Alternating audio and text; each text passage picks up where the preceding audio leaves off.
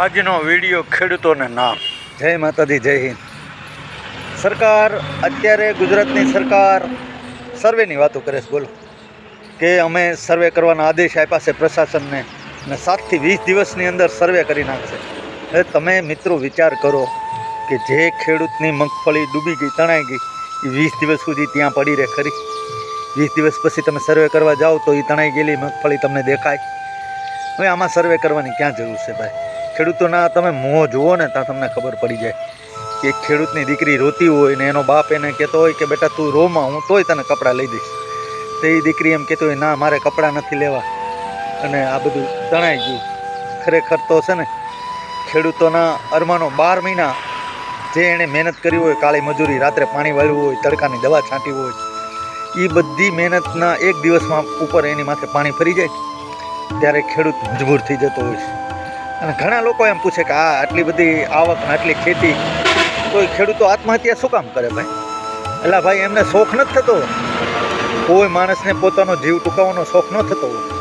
પણ શું કરે, સતત કેટલાય વર્ષોથી આ ગ્લોબલ વોર્મિંગના કારણે ગમે ત્યારે વરસાદ પડે છે અને ખેડૂત છે ને એ દેવામાં ડૂબતો જાય છે.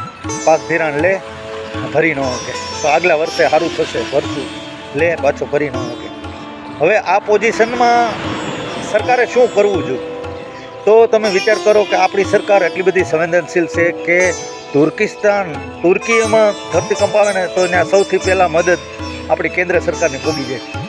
આપણી આર્મી, આપણો દવા, મોટા જેટ. પાકિસ્તાનમાં ધરતીકંપ આવ્યો હોય તો સૌથી માનવીય મદદ ભારતની પહોંચી જાય.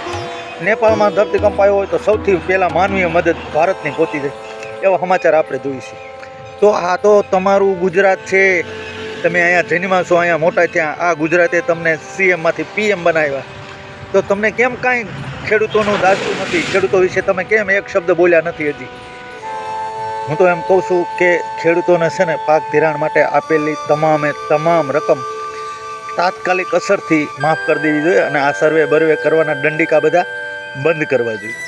અને અત્યારે ખેડૂતને ઘેરે માથે પ્રસંગ આવીને ઊભા છે.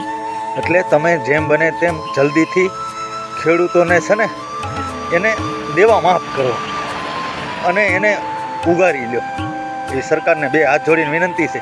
બાકી સરકાર છે ભાઈ, એણે જે નક્કી કર્યું છે ને એ જ થશે. બાકી 27 તારીખથી સતત વરસાદ વરસી રહ્યો છે.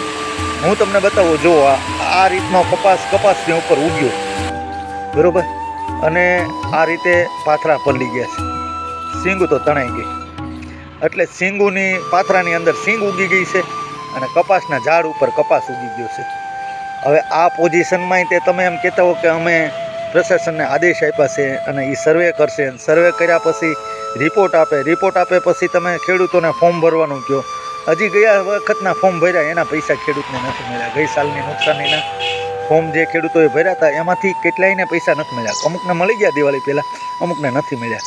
એટલે પહેલાં તમે ઇમરજન્સીમાં તાત્કાલિક ડિસિઝન તો લ્યો કે ભાઈ ગયા સાલનું જે નથી મળ્યું ને એને પહેલાં તાત્કાલિક આપી દો. પછી આ નવું જેમ બને એમ જલ્દી કરો. સરકાર જો સંવેદનશીલ હોય તોની વાત છે. વિડીયો ગમે તો શેર કરજો. ખેડૂત પુત્ર હોય તો શેર કરજો, ભૂલતા નહીં હો મિત્રો. ખેડૂતોની માથે અત્યારે હાફ ફાટ્યું છે. સતત 27 તારીખથી આજની તારીખ સુધી, આજ 2 તારીખ થઈ, આજની તારીખ સુધી સતત ખેડૂતોની ઉપર ઝેર વરસી રહ્યું છે. ઝેર, અમૃત નહીં, ઝેર. જય હિન્દ, જય માતા.